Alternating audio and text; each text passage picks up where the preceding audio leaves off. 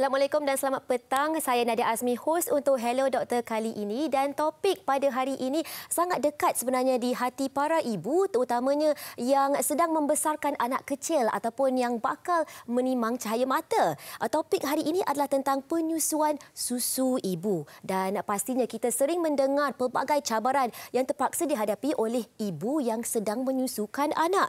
Jadi pelbagai persoalan dan kebimbangan di antara para ibu yang akan kita rungkaikan hari ini bersama pakar di studio. Dan saya pasti maklumat yang akan dikupas akan menjadi berguna juga untuk para bapa yang ada anak kecil. Jadi di studio bersama kita adalah Dr. Halimah Abdul Halim, pakar kanak-kanak daripada Hospital Pakar KPJ Tawakal, Kuala Lumpur. Jadi selamat datang ke Hello Doktor.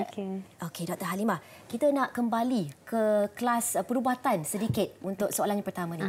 Boleh doktor terangkan anatomi payudara dan juga bagaimana susu ibu ini terhasil? Kerana perkara ini sangat menakjubkan sebenarnya doktor. Susu ibu, susu badan yang diberikan kepada anak yang mempunyai khasiat tinggi. Boleh doktor terangkan? Okey. So kalau kita nak tengok anatomi, kita kena tengok gambar dia sedikit. Boleh. So kalau kita tengok ini payudara kita lah. So dekat dalam payudara tu sebenarnya dia ada liang-liang. Kalau boleh nampak sini ada liang-liang dia lah. So kalau kita tengok dekat gambar rajah ada yang kita share nanti. Breast milk ni dihasilkan melalui liang-liang yang dipanggil alveoli. Dia liang-liang kecil, dia yang terdiri dekat dalam breast tissue kita. Liang-liang ni sebenarnya dah dihasilkan daripada kita remaja, masa kita puberty dia dah ada. Cuma dia tidak aktif. Dia kecil saja tapi dah ada lah. Bila kita mengandung, kita punya hormon perempuan yang estrogen dan progesteron akan naik dengan banyak. Actually times 1000, dia banyak sangat. So dia menyebabkan penyediaan kepada breast tissue kita ni. Liang-liang alveoli ni akan dia disediakanlah. Cuma masih tak mengeluarkan susu lagi. Dan masa kita mengandung, kita punya hormon ada lagi satu, nama dia prolaktin. Dia pun akan naik dengan tingginya. Semua untuk menyediakan kita punya payudara supaya dia ready untuk menyusu. Apabila kita bersalin, kita punya hormon estrogen dengan progesteron mula tiba-tiba turun dengan banyak. Bila dia turun tu sebenarnya signal kepada kita punya breast untuk keluarkan susu. Prolaktin punya hormon akan remain tinggi. Dia akan remain tinggi supaya mengeluarkan susu tu. Inilah bilanya kita akan start ada leaking sikit-sikit. So kalau perasan siapa yang lepas bersalin dia ada leaking sikit, sangat likat kolostrum tu. Ataupun sebelum sedang bila mengandung.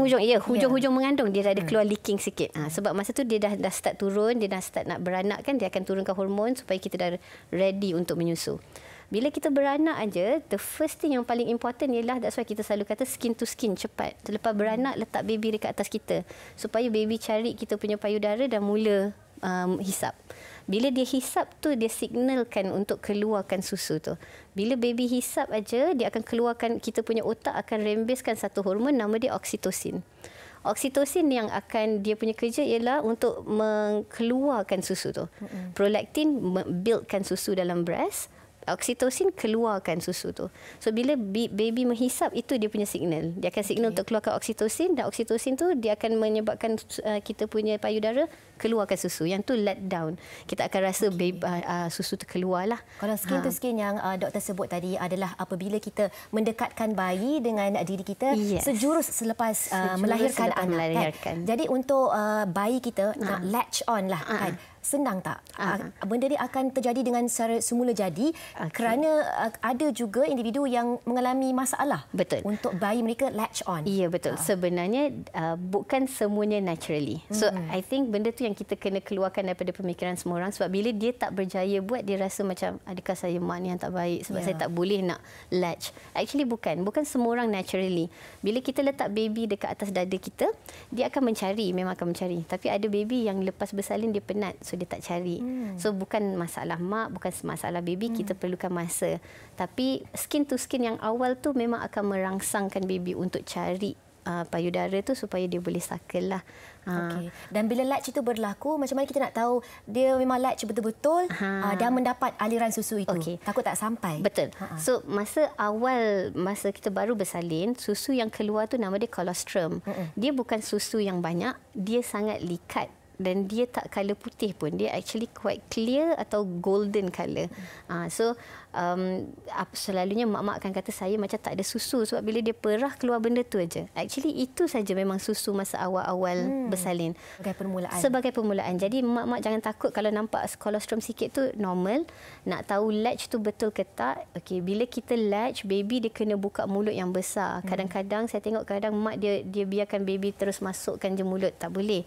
Dia kena tunggu baby buka mulut besar baru kita tolak mulut dia masuk ke dalam payudara kita. Lagi satu, nak tahu dia memang latch betul, pipi dia akan kembung. Kalau pipi dia tak kembung, maksudnya dia tak cukup masukkan breast. So kita tengok daripada tepi kan, kita boleh nampak pipi baby tu kembung. Dagu dia kena ke bawah. Dagu baby memang kena ke bawah. Kalau dagu dia termasuk, maksudnya dia punya latch tu tak besar.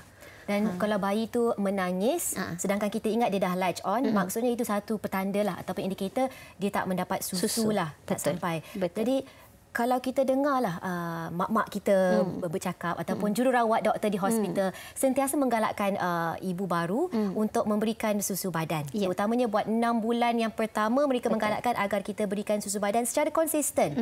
Kerana khasiatnya sangat tinggi susu badan ini. Boleh doktor terangkan? Dia punya khasiat susu badan. So khasiat susu badan ni dia banyak. So actually to start off yang paling most importantly dia ialah susu yang paling sesuai untuk baby. Paling sesuai untuk umur dia dan juga kandungan dia memang paling complete. Paling nutrien dalam tu memang paling komplit. So tak ada susu yang boleh tandingkan dengan susu badan ibu. Dan kalau kita tengok susu masa baby baru lahir, bila dia letak dalam makmal, dia buat kajian nutrien, memang sesuai untuk umur tu. Actually bila susu tu budak tu dah besar 6 bulan, susu dia lain. Kandungan dia lain. Kalau baby lahir pramatang, bila diorang buat kajian, susu kandungan tu memang sesuai untuk baby pramatang. Di mana ada extra calories, ada extra protein yang diperlukan. So memang sangat sesuai lah untuk baby. So setiap peringkat umur tu sebenarnya susu dia berbeza-beza. Yang tu memang nak cakap kesesuaian baby, kesesuaian susu tu memang paling sesuai lah. Tak boleh compare dengan susu formula. Nombor 2, susu badan ni dia ada antibody. The only susu yang ada antibody. Formula dia orang kata dia orang ada letak, tapi benda tu can never be the same, tak sama dengan kandungan susu badan punya antibody. Dan antibody ni dia dapat daripada ibu. Contohnya ibu tu ada jangkitan virus, demam, batuk, sesama. Dia akan produce antibody. Antibody tu masuk dalam susu dan dia pass pada baby. So baby instantly dapat protection. Selain daripada 6 bulan yang pertama tu doktor, berapa lama yang digalakkan untuk seseorang ibu tu memberikan susu badan kepada anak? Okey, kalau kita tengok recommendation daripada WHO is actually the first 2 tahun. The first 2 years. Ini recommendation WHO buat sebab ada juga negara-negara yang mana diorang tak boleh nak keep bottle clean. So macam dia tak ada sterilizer semua kan. So the first 2 tahun tu diorang memang recommend susu tu datang daripada ibu supaya bersih dan memang kandungannya yang paling sesuai. Kalau kita tengok dari segi Islamik pun memang adalah Islam memang dia recommend the first 2 years untuk 2 tahun pertama. Dan mungkin untuk ibu yang mempunyai lebih daripada seorang anak, mungkin mereka boleh membuat perbandingan antara satu anak dengan yang lain tentang kekerapan bayi yang mahukan susu. Ada kekerapan yang sesuai ataupun memang bergantung kepada kehendak anak kita, bagaimana doktor? Okey. So bila kita kata breastfeeding, penyusuan susu ibu, kita kata it's on demand. Maksudnya bila budak tu minta, kita bagi. Dia memang berbeza antara different babies. Lain-lain baby dia minta demand dia berbeza. Kadang-kadang tengah malam selalu kena bangun, berjaga setiap jam. Ada yang setiap 5 jam. Anak kita tidur sepanjang malam. Jadi memang berbeza. Memang berbeza dan ikut umur juga. So ada masa dia akan ada cluster feeding. Kalau ada mak-mak pernah perasan yang kadang-kadang bila dia nak naik bulan, tiba-tiba malam dia kerap minum. Setiap 1 jam. Kenapa dia buat cluster feeding tu? Sebab dia nak naikkan amount susu. Sebab dia dah membesar, dia perlukan lebih. Cara dia nak naikkan lebih, dia buat cluster feeding. Baby lah dia akan tiba-tiba nak minum setiap jam. So even dalam satu baby yang sama, dia boleh berbeza, dia boleh tukar rutin dia. Mungkin masa baru lahir setiap 2 jam, lepas tu dah 3 jam, tiba-tiba ni setiap 1 jam malam. Dia berbeza. Sebagai seorang ibu yang berpengalaman menyusukan anak, penyusuan ini memang memerlukan kesabaran yang sangat tinggi di kalangan para ibu, terutamanya yang pertama kali membesarkan anak. Jadi banyak, sebenarnya sangat menakjubkan, sangat ajaib susu ibu ini daripada badan, datang semuanya daripada badan si ibu ya. Jadi kita akan kupas dengan lebih lanjut tentang penyusuan susu ibu selepas ini.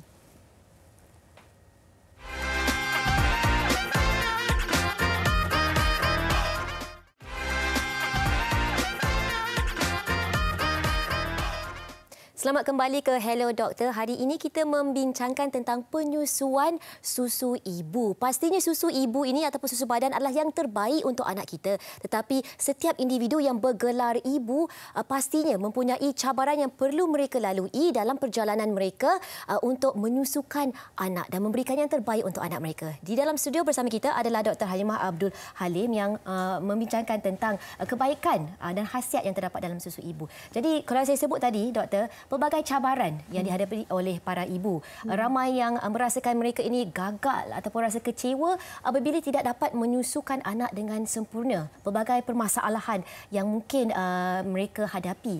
Jadi boleh doktor berikan beberapa contoh antara cabaran yang boleh dihadapi oleh ibu dan jika mereka menghadapinya, ini adalah normal sebenarnya. Okey.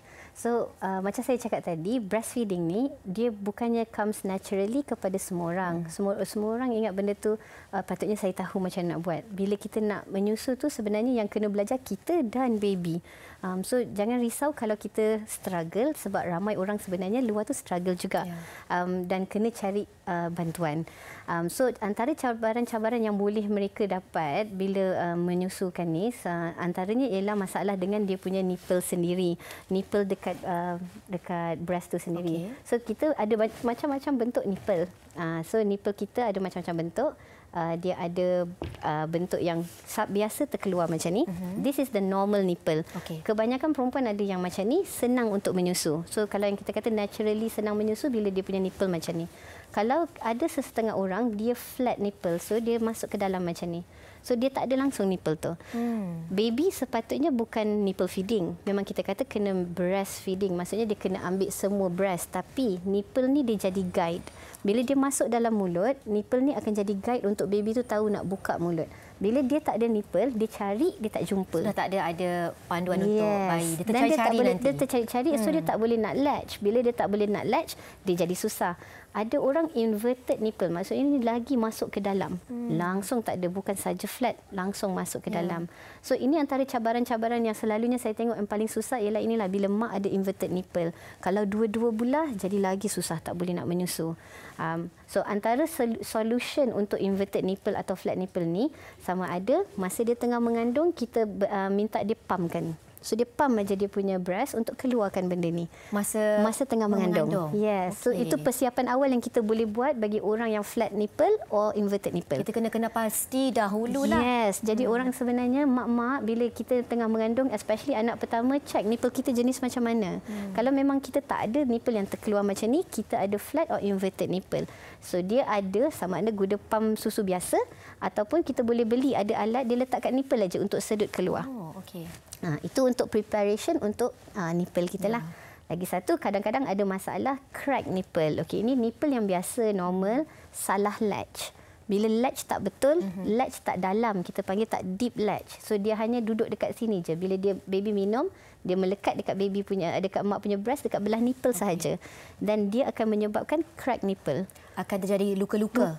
Luka, kadang-kadang terkoyak isi. Okey. Memang sakit. Memang sakit. So kalau kita nak tahu kita ada masalah crack nipple ke tak, bila baby lekat, mula-mula mungkin sakit sikit, tapi lama-lama dia hilang. Kalau tak hilang, maksudnya latch kita salah. Bila latch kita salah, maksudnya kita kena buka balik, masukkan balik. Kita kena belajar cara yang betul. Sebab kadang-kadang baby dia masuk into habit. Dia jadi habit untuk lekat kat sini je. Dia tak nak masuk dalam-dalam. Jadi dia akan sakitkan pada mak lah. Siapa mak yang ada crack nipple, dia kena beli nipple cream. So caranya bukan berhenti terus daripada menyusu. Beli nipple cream, kita pump, kita guna breast lagi satu dulu. Tapi breast ni kena pump sentiasa. Sebab kalau tidak, susu berkurang. Okey. Dan pam itu bermula dari sejak kita melahirkan anak. Kita boleh pam terus dari hospital dah boleh start dah. Okey. So kalau pam jangan start daripada hospital sebab kita akan rasa stres sebab kolostrum tak akan keluar banyak. Okey. So 3 hari pertama memang saya kata jangan pam dulu sebab memang kita tak akan dapat banyak. Apa yang dia kena buat ialah normal hand massage. Okey. Hand massage dia akan keluarkan kolostrum. Tapi lepas hari ketiga susu dah keluar, tolong guna pam. Jadi apabila kita dah ada anak, dah melahirkan anak, tak nak latch, susu mungkin tak keluar, apakah bentuk bantuan yang lain yang boleh kita dapatkan, doktor? Okey. So sebenarnya kita ada kita ada lactation consultant. Okay. Lactation consultant kita boleh cari. Diorang memang ada. Diorang akan bagi so that you boleh pergi jumpa dia. Dia akan tengok macam mana you latchkan baby dan dia akan ajar cara sebab breastfeeding ni practical.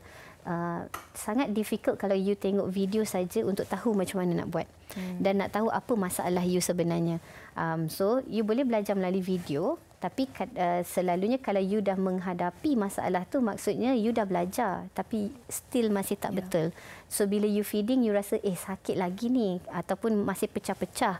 Kenapa? So kalau terasa memang tak boleh nak ni, kena cari lactation consultant ataupun ada je dekat hospital-hospital kita ada lactation nurse. Okay. Lactation nurse dia boleh ajar. Dia akan duduk dan tengok macam mana kita latchkan. Kalau salah dia akan suruh kita keluarkan balik, pasang balik. Jadi kita jangan malulah untuk mendapatkan bantuan. Betul. Kerana perkara ini juga perlukan praktis untuk para ibu untuk menyempurnakan cara mereka memberikan susu badan kepada anak. Kita ada satu soalan daripada selebriti. Doktor, jom kita tengok. Okay. Soalan dia macam ni, macam mana ibu-ibu kalau nak menyusukan anak ketika dalam posisi badan tu baring? Saya mungkin dah tahulah tapi soalan ni orang kata apa daripada ibu-ibu yang lain. Boleh doktor tolong jelaskan? Baik, doktor. Ini merupakan salah satu faktor yang memainkan peranan juga. Posisi ibu dan juga posisi anak kita, bayi kita. Boleh doktor terangkan? Okey. So, posisi baring adalah position yang bagus, especially kalau anak masih kecil sebab kadang-kadang kita penat. Baby menyusu setiap 1 jam. So, kita tengah malam lah. Betul, dan kita perlukan rehat. Tak terbuka. Ya. Cuma, nombor 1 saya kena ingatkan berhati-hati kalau kita betul-betul tired, kita kena make sure lepas menyusu tu letak anak position yang selamat sebab kita takut kita roll over baby. Okey. So, kalau kita bayangkan, ini position dia, katakan mak baring di sini. Ini payudara mak. Okey, payudara mak. Ini baby. So baby pun tengah baring. Okey, tangan saya ni adalah badan mak. Okey. So badan mak dengan badan baby selari. Okey. Lepas tu baby duduk menghadap mak. So baby kena mengiring. Okey. Kita letak baby punya hidung dekat kita punya nipple. Okay. Nipple kita dekat baby punya hidung. Okey. Bersentuhan lah. Bersentuhan. So baby bila dia ada benda sentuh kat atas tu dia akan buka mulut. Bila dia angkat mulut tu, kita angkat, letak macam tu. Okey? So, dia lain sikit daripada bila kita duduk. Okey, kalau siapa yang biasa duduk, dia macam ni. So, baby kat tepi. Okey? Sekarang ni, baby macam ni. Dia selari dengan badan kita. Okey? Dan baby kena mengiring. Dan kita kena pegang baby dekat belakang ni. Tangan kita kena pegang kat belakang ni. Sebab baby kan kalau baru lahir, kalau perasan dia lembik. Kalau kita mengiringkan tanpa pegang, dia akan jatuh kepala dia. So, kita pegang dekat belakang tengkuk, macam pegangan dia macam ni. Okey, pegang kat belakang tengkuk ni, bukan cekik tapi dekat belakang base tengkorak dia ni. Kita nak bagi sokongan. Kita nak bagi sokongan support. And then kita letak baringkan baby tepi kita. Okey, lepas tu letak hidung ke nipple dan angkat ke atas, bila dia buka mulut je letak. Dan kita punya tangan ni pun kena rehat dekat belakang baby. Kita tak boleh lepaskan. Okay. Ada orang dia sendal bantal dekat belakang. Sendal bantal pun still tangan kita masih kena pegang ni, tengkuk dia. Sebab tengkuk baby dia tak kuat lagi. Kalau kita lepaskan, nanti dia akan lembik. Dia akan lembik, takut dia tak boleh bernafas ataupun dia tak boleh nak angkat kepala dia, dia macam tertomuskan muka dekat. So takut tak boleh nafas. Doktor, kalau posisi sebegini, si ibu tengah baring, adakah ada kelebihan kita memberikan susu sebegini? Kelebihannya mainly kepada ibu. Sebenarnya sebab ibu yang baru bersalin penat. Kalau siapa yang macam Nadia sendiri pernah menyusukan kan, kita sakit belakang. Kalau kita duduk dan menyusu dan kita tak ada sendal bawah atau support yang tak elok, belakang kita sakit. So actually bila baring ni dia mengurangkanlah sakit belakang pada ibu tu. Tapi percayalah, bila lama-lama baring minum pun akan sakit belakang juga. Itu adalah pengorbanan seorang ibu lah. Dia ada sakit juga kadang-kadang kalau sama belah yang sama. Maksudnya that's why kalau kita menyusu baring pun kita galakkan untuk tukar-tukar belah. Jangan pakai sebelah sahaja. Jadi ada cara yang betul sebenarnya. Jadi ini semua adalah usaha seseorang ibu untuk memberikan yang terbaik untuk anak. Dan juga pada zaman sekarang, doktor, terdapat pelbagai barangan yang boleh kita beli seperti pilo, bantal yang boleh memberi sokongan bukan sahaja untuk bayi kita tetapi untuk si ibu yang mahu menyusukan anak. Betul. Agar proses ini berlaku dengan selesa, doktor. Okey, jadi kita akan sambung diskusi selepas ini untuk membincangkan lebih tentang cabaran yang selalu dihadapi dalam penyusuan susu ibu.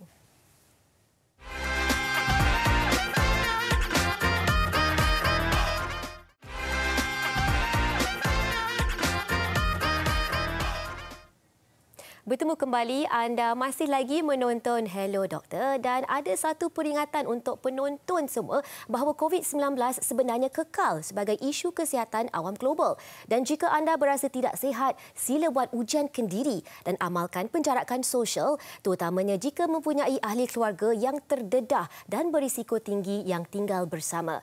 Juga dapatkan nasihat doktor tentang pilihan rawatan awal COVID-19. Untuk mengupas dengan lebih lanjut tentang COVID-19, bersama kita di talian adalah Dr. Chua Hock Hin, pakar perunding penyakit berjangkit daripada Hospital Umum Sarawak. Selamat datang Dr. Chua ke Hello Doktor. Selamat petang, terima kasih. Dan doktor, sebenarnya WHO ataupun Pertubuhan Kesihatan Dunia telah pun mengumumkan bahawa COVID-19 tidak lagi dikategorikan sebagai kecemasan kesihatan awam yang menjadi kepentingan antarabangsa. Apakah implikasi dan maknanya kepada kita semua, doktor? Ya, dalam membuat pengumuman ini, Ketua Pengarah Pertubuhan Kesihatan Sedunia Dr. Tedros turut menekankan bahawa COVID-19 masih merupakan ancaman terhadap kesihatan sedunia. Implikasinya adalah lebih kepada golongan yang mengalami gejala teruk akibat infeksi COVID-19, iaitu golongan berisiko tinggi. Siapakah mereka? Mereka adalah merupakan orang yang berusia lebih daripada 60 tahun, pesakit kanser darah, pesakit kanser yang masih menerima rawatan kemoterapi, pesakit kencing manis yang tidak terkawal dengan baik, pesakit yang mengalami penyakit jantung, paru-paru kronik, stroke, buah pinggang yang kronik memerlukan hemodialisis, obesiti, wanita hamil, perokok, pesakit HIV dan individu yang tidak pernah mendapat vaksinasi COVID-19. Dan doktor, untuk golongan yang berisiko tinggi ini, apakah kesan yang mungkin mereka perlu hadapi sekiranya dijangkiti COVID-19? Okey, terdapat dua keadaan akan berlaku. Salah satu daripadanya ialah komplikasi akibat infeksi COVID-19 tersendiri, iaitu radang paru-paru atau kita panggil pneumonia dan saluran darah paru-paru tersumbat atau kita panggil pulmonary embolism. Ini biasanya berlaku pada golongan berisiko yang berumur lebih daripada 75 tahun, mereka yang rendah imun badan atau kita panggil immunosuppressed dan tidak pernah menerima vaksinasi COVID-19. Satu lagi ialah COVID-19 akan memburukkan keadaan kesihatan sedia kala pesakit tersebut. Biasanya apabila kita mengalami infeksi COVID-19, pada hari pertama dan kedua kita mungkin akan mengalami demam yang teruk, kita akan rasa lemah, tak mau makan, tak mau minum. Jadi bagi golongan yang berisiko, terutama golongan tua dan mereka yang tidak sihat, mereka mungkin akan mengalami masalah kekurangan air daripada kurang minum dan menyebabkan keadaan kita panggil dehidrasi. Dan sekiranya ini berterusan atau bertambah teruk, boleh menyebabkan tekanan darah jatuh, rendah gula darah, dan juga boleh menyebabkan rendah garam dalam badan. Dan keadaan ini sering kami lihat pada golongan yang ada memakan ubat kencing manis dan darah tinggi juga. Selain daripada itu, infeksi COVID-19 boleh mencetuskan serangan asma pada seseorang pengidap asma atau penyakit pulmonary obstructive chronic. Ini semua adalah akibat daripada stres terhadap badan yang disebabkan oleh infeksi COVID-19. Doktor, semestinya rawatan itu sangat penting. Jadi bagi golongan yang berisiko tinggi, apakah jenis rawatan yang boleh diberikan kepada mereka sekiranya dijangkiti COVID-19? Ya, terdapat rawatan iaitu ubat makan untuk mengawal replikasi virus COVID-19 bagi golongan berisiko tinggi. Namun rawatan ini hanya akan berkesan sekiranya diambil awal dalam tempoh 5 hari dari masa pesakit tersebut mengalami gejala-gejala COVID-19. Dan doktor, sekiranya untuk mendapatkan manfaat daripada rawatan COVID-19 agar rawatan ini adalah efektif, apakah yang perlu dilakukan oleh golongan yang dijangkiti? Yang penting sekali, golongan yang berisiko tinggi harus tahu tentang risiko mereka sendiri. Oleh itu, sekiranya mereka mengalami simptom-simptom seperti batuk, sesama, demam, mereka perlu membuat ujian kendiri COVID-19 dan mendapat penilaian dan rawatan dengan segera dari klinik-klinik kesihatan atau swasta terdekat untuk mendapat manfaat penuh daripada rawatan ubat COVID-19 yang saya nyatakan tadi.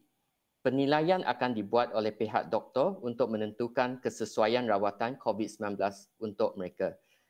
Jangan tunggu sampai gejala-gejala tersebut bertambah teruk baru mendapat rawatan kerana pada masa itu rawatan tersebut tidak akan lagi berkesan.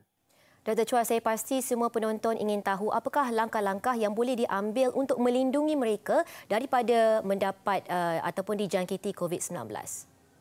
Ya, ini terutamanya bagi golongan yang berisiko tinggi. Jadi ada 5 perkara yang perlu dibuat, yang mudah sekali, yang tentu sekali dapat dibuat. Satu ialah terus pakai topeng muka di kawasan yang sesak dan ramai orang. Nombor 2, amalkan kebersihan kendiri yang baik iaitu sentiasa membasuh tangan dengan menggunakan sama ada pembersih tangan atau sabun. Nombor 3, sekiranya mengalami gejala-gejala seperti yang saya beritahu tadi, perlu lakukan ujian kendiri COVID-19 untuk mendapatkan manfaat rawatan awal COVID-19. Mengamalkan cara hidup sihat iaitu makan secara seimbang, bersenam, elakkan daripada merokok, vaping dan minuman keras. Dan akhir sekali, pastikan sekiranya kamu ada penyakit kronik kamu adalah sentiasa terkawal dengan baik. Ya doktor, sesungguhnya kita tidak boleh lupa ataupun alpa bahawa COVID-19 itu masih lagi wujud dalam masyarakat kita. Jadi kita perlulah mengambil langkah untuk melindungi diri kita dan juga melindungi orang-orang di sekeliling, terutamanya mereka yang berisiko tinggi untuk mendapat jangkitan COVID-19.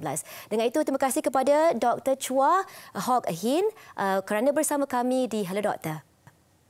Ya, terima kasih.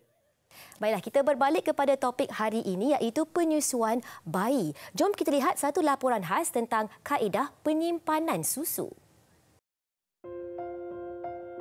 Time tu mungkin time tengah berpantang. Kita pump susu mungkin 3 pagi macam tu. Memang mengantuk sangat. Tiba-tiba tertumpah susu yang dalam botol tu atas kapet. Itu antara pengalaman yang dikongsikan syuhada apabila bergelar ibu buat pertama kalinya. Pastinya pengalaman sebegini pernah dilalui setiap wanita bergelar ibu. Namun, bagi syuhada, ianya pengalaman yang tidak mungkin dilupakan. Nama saya Nur Syuhada binti Amansyah. Saya ibu kepada Malik yang berusia 10 bulan. Setiap hari rutin penyediaan susu badan tu saya sediakan 5 botol susu 3 ounce. Saya ibu bekerja, jadi saya pump susu di tempat kerja. Hasil yang kita pump hari ini semua adalah bekal untuk esok ke taska. Kalau ada lebihan susu, itu akan dimasukkan dalam freezer. Kita buat dalam bentuk frozen lah. Itu akan dimasuk dalam ziplock bag. Kalau masuk dalam freezer akan tahan selama 6 bulan. Untuk cara defrost susu yang frozen, ada 2 cara. Kita ambil dalam freezer, terus lalukan dekat air paip ataupun rendam air panas yang suam lah. Ataupun kalau nak macam ada masa, malam sebelum kita letak dekat chiller, dalam 8 jam dia dah fully cair.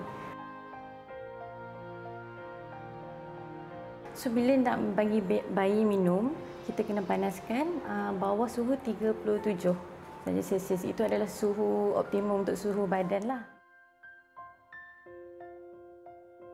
Okey, ini adalah cara penyimpanan susu saya untuk travel ataupun pergi balik kampung ataupun jalan-jalan. Mula-mula masukkan ice brick. Saya ambil 2 supaya tahan lebih lama. Macam ni. Susu letak di tengah-tengah.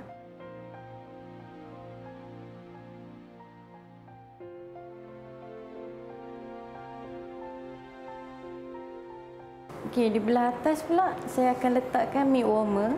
Milk warmer ni portable, jadinya untuk panaskan susu bila-bila masa pun boleh. Yang paling penting adalah nursing cover.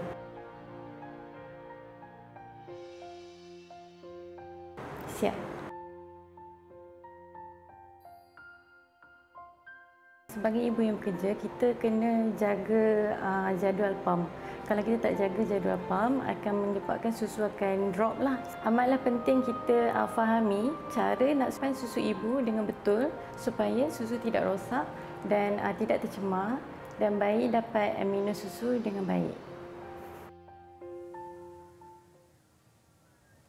Itu dia pengalaman buat Puan Syuhada yang buat pertama kalinya memberikan susu badannya kepada anaknya, dan beliau seorang yang berkerjaya, tidak sukar sebenarnya untuk berbuat demikian, tetapi perlukan ikhtiar dan semangat yang tinggi daripada si ibu. Jadi kita masih lagi bersama dengan Dr. Halimah Abdul Halim daripada Hospital Pakar KPJ Tawakal Kuala Lumpur untuk membincangkan tentang penyusuan susu ibu. Jadi doktor, sering kali kita dengar keluhan ramai ibu yang menyatakan sebenarnya yang memberi yang komplainlah kecewa, hampir putus asa kerana susu tidak mencukupi. Adakah itu boleh berlaku ataupun adakah itu satu hanya persepsi yang boleh timbul di kalangan para ibu, kerana ada juga pendapat yang mengatakan susu badan ini sepatutnya cukup untuk anak kita. Okey, so untuk condition yang mana susu ibu memang tak cukup dan kering, hanya about 1% saja sebenarnya yang really memang betul ada penyakit yang menyebabkan dia tak boleh nak keluarkan susu. Yang selebih daripadanya memang sebenarnya satu perception, dan nombor 2 ialah kerana kurang stimulasi lah sebenarnya. So macam kita tahu, macam saya cakap tadi dalam anatomi dan fisiologi macam mana susu tu boleh keluar, dia dimain peranan oleh hormon. So hormon ni akan keluar bila baby ni suckle, bila baby ni menghisap susu. Bila baby kurang hisap, maka kurang hormon, maka dia kuranglah susu keluar. Tapi selain daripada itu, kenapa baby kurang? So sebenarnya masalah dia goes back to kenapa baby kurang hisap. Selalunya sebab mak akan ada rasa sakit. Selalunya lah saya perasan sebab nipple pain.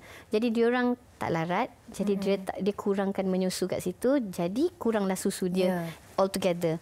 Tapi the other reason juga kadang-kadang sebab mak adalah penat, stres dan depressed. So sebenarnya waktu berpantang adalah waktu sangat penting untuk mak ada help. Dia memang perlu ada orang bantu dia.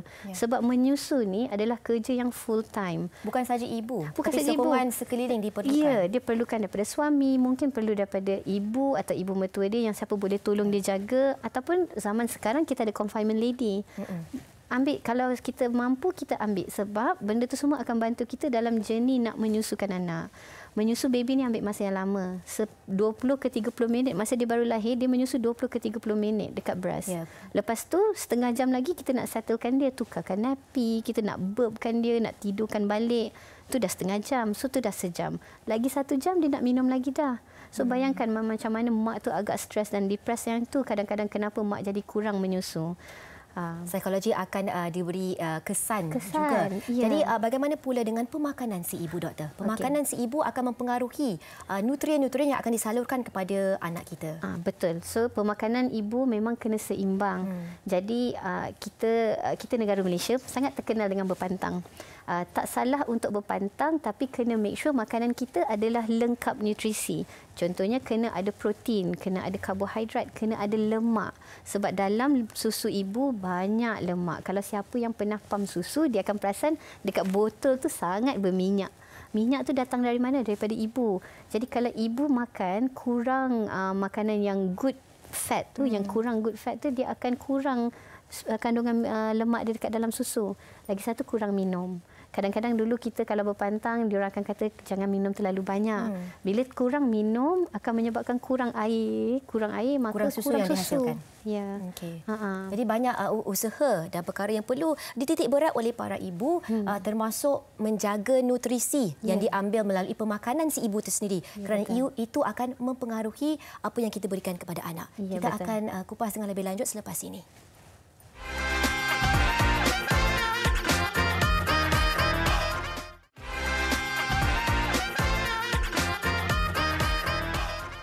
Bertemu kembali dalam Hello Doktor dengan topik penyusuan susu ibu. Tadi kami telah membincangkan tentang pelbagai cabaran yang boleh dihadapi oleh seseorang ibu yang menyusukan anak. Kami bersama dengan Dr. Halimah Abdul Halim, dan antara cabaran yang dihadapi termasuk cracked nipple ataupun payudara yang mengalami luka-luka kerana mungkin posisi kita tak betul, latch bayi kita tidak sempurna dan sebagainya. Dan satu lagi masalah yang saya sering dengar juga, doktor, adalah apabila anak kita mula tumbuh gigi. Tumbuh gigi kita takut. Rasa ngeri sikit, ngilu bila kita nak menyusukan anak. Bagaimana kita boleh mengatasinya, doktor? Okey. So biasanya bila baby tumbuh gigi seawal 6 bulan, dia akan ada gigi 2 bawah, kan kadang 2 dekat atas. Dan umur tu adalah umur yang dia paling adventurous. Dia memang aware sangat dengan surrounding. Dia nak tengok semua benda, dia nak main semua benda, tapi dia nak makan juga. Jadi kadang-kadang yang kalau perasan ibu-ibu ni, kalau yang ada anak umur ni, dia akan bila dia minum, dia dah minum, lepas tu dia nak tengok benda lain tapi dia nak gigit juga, dia tak buka mulut dia tengok, dia tarik sejauh-jauhnya dengan gigi dia semua, kan. Itu yang sakit, kan. So antara benda yang kita boleh buat ialah bila baby dah umur macam ni, sebenarnya bila kita nak menyusu, kenalah cari tempat yang sangat senyap. Jangan cari tempat yang ada banyak, contohnya ada TV, ada abang kakak dia tengah main, ada semua benda yang bunyi-bunyi itu, dia akan pusing, dia akan nak tengok. Tapi dia nak menyusu juga. So kalau boleh bawa dia masuk dalam bilik yang senyap, kosong, tak ada apa-apa, biar dia menyusu. Habis baru kita bawa dia keluar. Ada satu lagi cara, nursing cover. Okey, umur ni, ini bergantung. Ada ibu-ibu tak berapa suka sebab dia kata, rimas, kita kat Malaysia ni panas. So bila kita cover budak ni pun dia rasa rimas. Tapi sometimes it does work. Especially bila kita kat luar. Bila kita kat luar, budak ni kalau tidak, dia akan selak aja semua benda, kan. So kita pakaikan nursing cover tu, ajar dia untuk duduk dalam tu. Jadi dia tak akan, sebab dekat luar lagi banyak rangsangan, burung, kereta, dia nak tengok semua benda tu. So pakaikan nursing cover supaya dia tak pusing dan tarik. Just in case kalau dia buat benda tu, dia tarik dengan betul, okey, jangan tarik kita punya payudara keluar terus, sebab memang akan luka, sebab gigi dia gigit, kan. So apa kita kena buat ialah tutup hidung dia. Okay? Oh, okey. Bila kita tutup hidung, dia tak boleh nafas. Dia kena nafas melalui mulut, so dia lepaskan. Okey. So tutup hidung. Dan sebenarnya jangan risau, dia takkan tak boleh nafas lah sebenarnya. Itu bukan tutup lama. Bukan tak, sebenarnya lama mana pun selagi dia tak lepas tu tak apa. Ya. Sebab dia pasti akan nak bernafas. Sebab bernafas tu adalah salah satu cara, memang kita ada refleks. So kita tak akan boleh tahan nafas sampai tak bernafas. So budak tu memang akan eventually lepaskan sebab dia nak tarik nafas guna mulut dia. Ya. So tahan, tutup hidung dia akan melepaskan. Itu satu tip yang berguna untuk kita semua. Jadi doktor, kalau kita tengok tadi Puan Syuhada, banyak kan susu yang boleh, yang berjaya dia pump walaupun dia tengah bekerja dan sibuk. Adakah seseorang itu yang mempunyai terlebih susu? Kadang-kadang ada juga yang banyak, eksesif. Sampai mengalami bengkak susu. Jadi adakah ini satu benda yang kita kena raikan, sesuatu yang happy, yang positif, ataupun menjadi satu kebimbangan? Okey. Yang tu betul. So that's the other extreme of orang tak ada cukup susu. Yang ni adalah banyak susu sampai bengkak susu dan kadang-kadang demam. Kadang-kadang kena mastitis, maksudnya jadi jangkitan pula sebab terlalu banyak, kan. Memang ada, dan orang-orang macam ni selalunya kita kata jangan extra pumping. Sebab bila you extra pump, dia akan keluar dengan lebih banyaknya lagi. Sebaiknya selang berapa jam kita perlu pump? So kalau orang yang ada banyak susu, kita kata jangan pump langsung. Oh, ya. Menyusu badan direct saja tu cukup. Kecuali kalau dia nak buat stok, selalunya orang-orang macam ni dia tak perlu banyak stok susu untuk pergi kerja. Kenapa kita buat stok masa dalam pantang? Sebab bila kita masuk kerja pasti tak cukup nak. Macam Puan Syuhada tadi, alhamdulillah dia boleh buat setiap hari, boleh bawa balik, cukup untuk anak dia. Tapi ada orang yang bila dia bawa balik tak cukup, nanti dia stres. Jadi kalau dia dari waktu pantang dah buat stok dan dia pergi kerja, bila dia balik dia still ada stok tu lagi. untuk orang yang ada banyak susu ni, tak payah buat stok. Sebab kalau dia pump sambil dia menyusu, dia akan lebih banyakkan lagi susu dia. Dan akan jadi masalah lah. Dia akan boleh ada block duct, dia akan ada mastitis, sakit lah kiranya. Doktor, kita ada satu soalan daripada Facebook. Kali ini daripada Puan Aina Mardia yang bertanyakan, saya kerap dengar kebanyakan ibu-ibu mempunyai masalah nak wean off breastfeed dari anak ataupun cerai susu, doktor. Dan ada juga yang takut bila susu kurang supply boleh bawa kepada bengkak susu seperti yang kita sebut tadi. Boleh doktor kongsikan apa cara yang terbaik untuk wean off anak selepas usia 2 tahun? Okey, yang ni memang agak tricky kalau ikut tradisional cara kita orang Asia ni. Bila kita nak wean off, kita letak apa? Kopi dan kat sebab kita punya payudara cili. Okey, that way boleh dia deter budak ni daripada ni, boleh, cuma kita akan dia macam inilah orang Asia, kita selalu menakutkan anak kita jadi dia akan berhenti untuk buat something.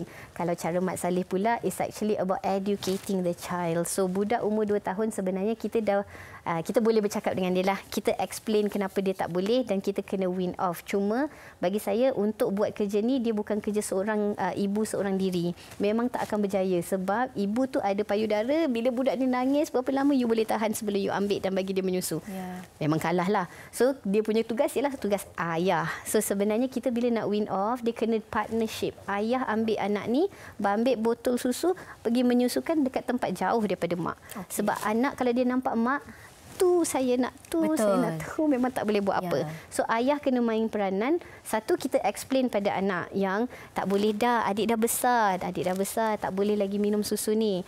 Nombor 2, kita ceraikan siapa yang nak ceraikan ni, ayah bawa. Ayah ambil botol susu, ajar ni kita minum, sama ada botol atau sippy cup lah. Sebenarnya saya lebih recommend 2 tahun biar ambil sippy cup supaya kita ceraikan botol supaya tak ada dental caries. So kita minta ayah ambil anak, bawa ceraikan susu tu. Dan akhir sekali doktor, secara ringkas, apakah tips ataupun nasihat kepada para ibu dan bapa yang mempunyai anak yang sedang menyusu? Okey, tips dia ialah kita kena banyak belajar. Kita kena cari ilmu dan jangan risau kalau tak berjaya, kita kena cuba dan cuba lagi. Baiklah doktor. Ini episod kali ini adalah sempena Minggu Penyusuan Susu Ibu Sedunia yang berlangsung dari 1 hingga 7 hari bulan Ogos. Jadi semoga perbincangan yang telah kita adakan hari ini memberi manfaat kepada penonton Hello Doktor. Jadi terima kasih kepada Dr. Halimah Abdul Halim, pakar kanak-kanak daripada Hospital Pakar KPJ Tawakal Kuala Lumpur. Jadi apa jua rintangan yang para ibu perlu lalui, jangan putus asa, pasti ada jalan mengatasinya dengan juga khidmat bantuan pakar. Apa-apa kritikan yang kita dapat tentang penyusuan anak kita, kita jangan pengaruhi cara kita membesarkan anak, asalkan apa yang kita buat adalah yang terbaik untuk anak kita.